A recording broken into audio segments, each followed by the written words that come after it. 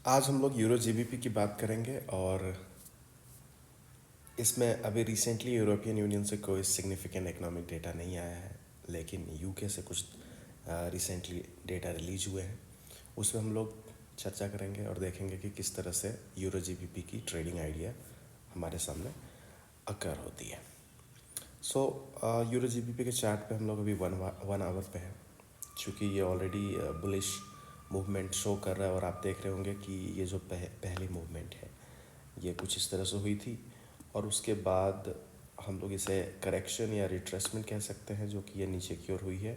और यहाँ पे आपने देखा होगा, यहाँ से प्राइस एक बार बाउंस किया था और दोबारा यहाँ से बाउंस कर चुका है और सेकेंड बाउंस यहाँ पे एक डबल टॉप बनाता है, तो ये एक माइनर सपोर्ट की तरह बन जाता है। तो जिन लोगों ने बाय पोजीशन नहीं लिया होगा अभी तक, वो चाहे तो अभी एक बाय पोजीशन ले सकते हैं और आगे की प्लानिंग में बताता हूँ कि इसके पीछे वजह क्या है, आखिर ये बुलिश बायस किस तरह से डेवलप हुआ है और बड़े टाइम फ्रेम्स पे किस तरह की सिनेरियो हमें देखने को मिल रही है। तो सबसे पहले हम लोग चलते हैं डेली टाइम फ्रेम पे और देखते हैं कि डेली टाइम फ्रेम पे क्या पिक्चर है। तो यहाँ पे मैंने एक लाइन ड्रॉ किया है जो कि ब्लू कलर का है। लगभग इस लाइन के आसपास प्राइस बाउंस हुआ था वन आवर पे। ये वही लाइन है जो मैंने यहाँ पे ड्रॉ किया है। तो ये यहाँ पे आपको सेम ब्लू लाइन दिख रहा है। तो इसकी डेली टाइम फ्रेम पे इस लाइन की कोई सिग्निफिकेंस नहीं है, तो मैं ये लाइन यहाँ से हटा देता हूँ ताकि हमारा चार्ट थोड़ा सा क्लीन दिखे। और यहाँ पे मैंने आपने देखा होगा कि मैंने बॉलिंजर बैंड लगाया है। तो ये ब्लू लाइन जो पहले से यहाँ पे है, इसको हम लोग यहाँ से रिमूव कर देते हैं। अभी मैं रिमूव करने की कोशिश किया, हुआ नहीं था। अभी Bollinger band daily time frame पे मैं यूज़ कर रहा हूँ यहाँ पे, और ये बता रहा है कि लोअर बैंड से प्राइस बाउंस कर सकता है। ऐसा पहले कई बार हो चुका है और यूरो जीबीपी बहुत ज़्यादा ट्रेंड में मूव करने वाली पेयर नहीं है, दोनों में काफ़ी अच्छा कोरिलेशन होता है।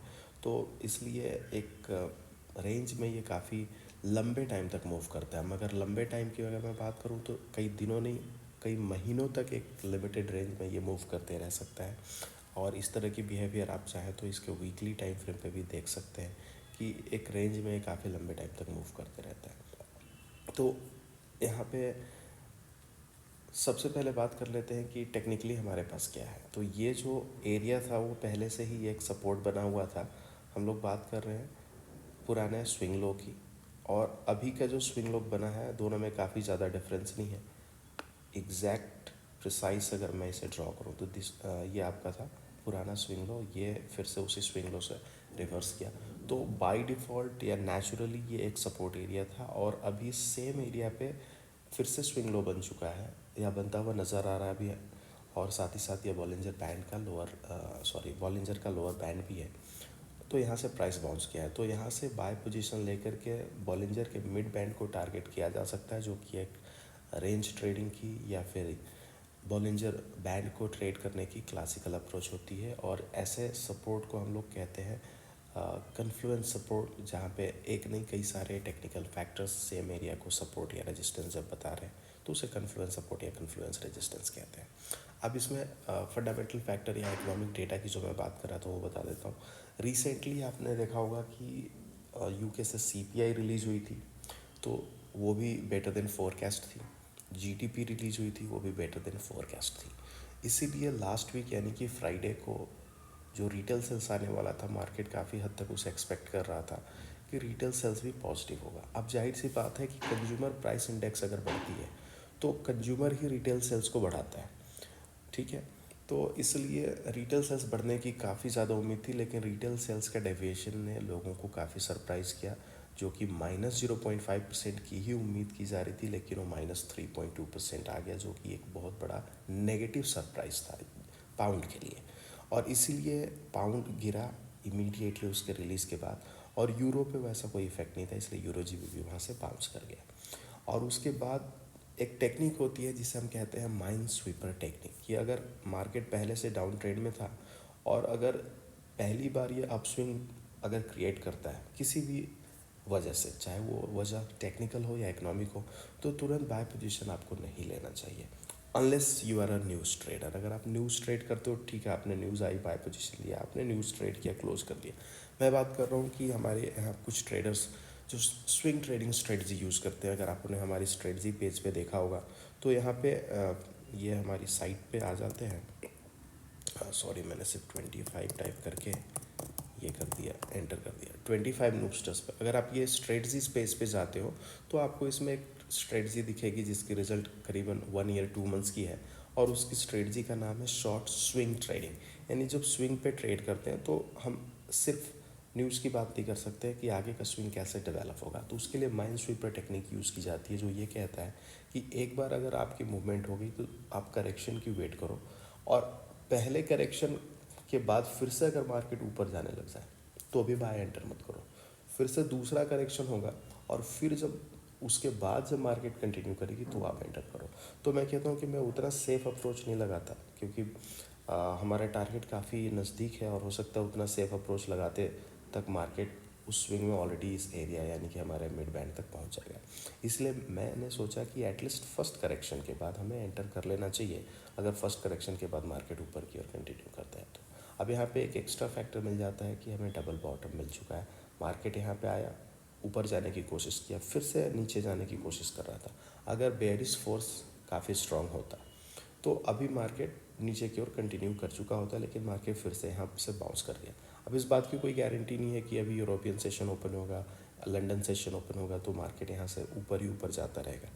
लेकिन आप जब मार्केट में ट्रेड करते हैं तो आप गारंटी के आधार पे ट्रेड नहीं करते हैं, आप ट्रेड करते हैं आपके रिस्क के आधार पे। और रिस्क अगर आप ले रहे हैं तो आपको क्या प्रॉफिट मिलने की प्रोबेबिलिटी है उसके आधार पे।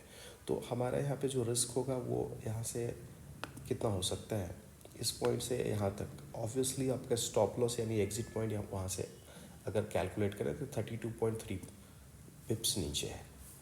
मैं आप आगे बताऊंगा कि एग्जिट कैसे करना है, स्टॉप लॉस लगाना है या किसी पर्टिकुलर टाइम फ्रेम पे हमें कैंडल क्लोज होने का वेट करना है, वो मैं आपको बता दूंगा। लेकिन फ़िलहाल 32.3 पिप्स का अगर आपका रिस्क है और देखा जाए तो यहाँ से जो हमारा टारगेट है वो 44 का हो जाता है। और ये नॉर्मल अप्रोच है, यह लगभग 99.99% ट्रेडर यूज़ करते हैं।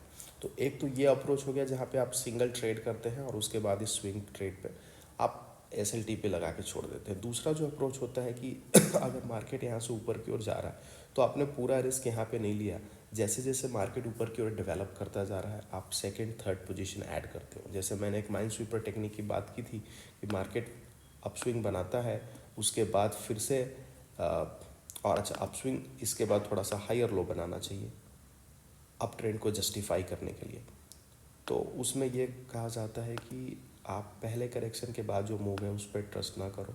फिर से जब ये दूसरा करेक्शन होता है, पहला करेक्शन तो यहाँ पे हो चुका था, ठीक है, ये आपका पहला करेक्शन था, तो उसके बाद जब दूसरा करेक्शन हो जाए और दूसरा करेक्शन के बाद मार्केट फिर से ऊपर जाने लग जाए, मान लो ये ऐसा करेक्शन होता है और यहाँ पे आपको कोई बुलिश पैटर्न मिले, जैसे कि हमें यहाँ पे एक बुलिश कैंडल पैटर्न मिल रहा है, ये कैंडल क्लोज होने तक अगर इस तरह का बना रहा तो ऑब्वियसली ये बुलिश एनगल्फिंग कैंडल हो जाएगा।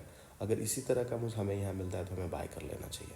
तो हो सकता है कि कोई यहाँ पे एक पोजीशन ले लिया, फिर सेकंड पोजीशन यहाँ पे लेता है, और इसी तरह से और छोटे टाइम फ्रेम पे अलग फैक्टर्स हो सकते हैं, उसको कंफर्म करते हुए मल्टीपल पोजीशंस ली जा सकती है, जहाँ पे अलग अलग पोजीशंस के स्टॉप लॉसेस या फिर रिस्क जो हो जाएंगे अलग होंगे। फॉर एग्जांपल अगर दूसरा पोजीशन कोई यहाँ पे लेता है तो यहाँ से लेकर के यहाँ तक का रिस्क उसका हो जाएगा 41.4 पिप्स, सॉरी यहाँ तक 44.9 पिप्स। तो डिफरेंट पोजीशंस पे डिफरेंट नंबर ऑफ पिप्स हो जाएंगे रिस्क पे, और इस तरह से एक सीरीज़ बन जाएगा, एक सीक्वेंस बन जाएगा, और उसको अगर टोटल रिस्क को फिर कैलकुलेट करना है तो आपको एक फार्मूला यूज़ करना होगा जो कि हमारे ट्रेडर्स यूज़ करते हैं। तो हम लोग आ गए हैं 25 नूस्टर्स के यूट्यूब पेज पे, प्लेलिस्ट पे। अगर आप हमारी वेबसाइट के बॉटम पे जाते हैं और बॉटम पे जाकर के अगर आप इस पर क्लिक करते हैं तो ये सीधे आपको लेके जाता है प्लेलिस्ट पे, और यहाँ पे कैटेगराइज किया हुआ है अलग अलग वीडियोस को। अब यहाँ पे हम लोग जिस वीडियो की बात कर रहे हैं बेसिकली स्ट्रेटजी की बात कर रहे हैं, तो स्ट्रेटजी डिटेल्स में वो आपको वीडियो मिलेगी, आप स्ट्रेटजी डिटेल्स में चले जाओ और यहाँ पे decoding formula of forex trading in case of trading multiple position, same चीज़ है, formula of forex trading in case of trading positions of same lot size in a sequence, ये वाला है। और अगर आप सेम लॉट के जगह पे लीनियर सीक्वेंस में लॉट साइज बढ़ाते हैं तो उसका भी एक फार्मूला है, formula of forex trading in case of trading position of linear sequence ये करके है। तो ये हिंदी में भी है, आप देख सकते हैं, decoding formula of forex trading in case of trading multiple position. तो एक दोनों है, एक तो ये हो गया सेम लॉट का हो गया, देखो मैंने पॉइंटर रखा है तो नीचे पूरा दिखा रहा है। एक सेम लॉट में अगर आप ट्रेड करना चाहते हैं तो वो हो गया। दूसरा, अगर आप लीनियर सीक्वेंस अपने लॉट को बढ़ाना चाहते हैं तो उसके लिए हिंदी में। इसे आप देख के समझ सकते हैं कि अगर आप मल्टीपल पोजीशन प्लान करते हैं तो किस तरह से आपके रिस्क को कैलकुलेट करना है। तो अब आ जाते हैं वीडियो को वाइंड अप करने पे। तो क्लियर हो चुका है, दो तरीके हो सकते हैं, एक सिंगल ट्रेड, सिंगल पोजीशन, एक ट्रेडिंग आइडिया मल्टीपल पोजीशन में उसको यूज कर सकते हैं। एग्जिट करने की मैं बात पे आपको कहूँगा कि हम लोग को यहाँ पे डेली टाइम फ्रेम पे कैंडल क्लोज होने का वेट कर लेना चाहिए। आप मैनुअली ट्रेड करते हैं तो आप डे एंड जब करता है, जो कि इंडियन टाइम के हिसाब से हो सकता है कि अभी जो रिसेंटली, क्योंकि दिल्ली से DST चल रहा है तो रात का 3:30 होगा, 3:30 AM।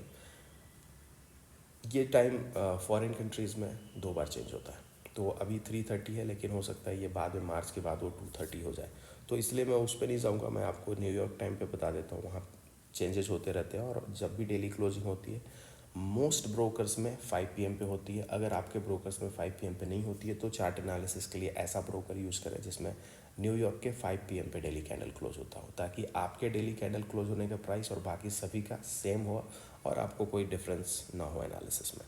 तो 5 PM पे आप वेट करके देख लीजिए कि कैंडल कैसे क्लोज हो रहा है। अगर मार्केट नीचे गिरना शुरू हो जाता है, आपने और पोजीशन ले ली और कैंडल इसके नीचे क्लोज हो गया, ये जो लो है, तो आपको लॉस लेके एग्जिट कर जाना चाहिए। इसके लिए हमारे ट्रेडर्स स्क्रिप्ट यूज़ करते हैं। अगर उन्हें मैनुअली ये करना है तो मैनुअली वो 5 PM पे देख सकते हैं, लेकिन वो स्क्रिप्ट भी यूज़ कर लेते हैं, क्योंकि ऐसे बहुत सारे छोटे छोटे टास्क के लिए एक स्मॉल कमांड लाइन लिखी जाती है।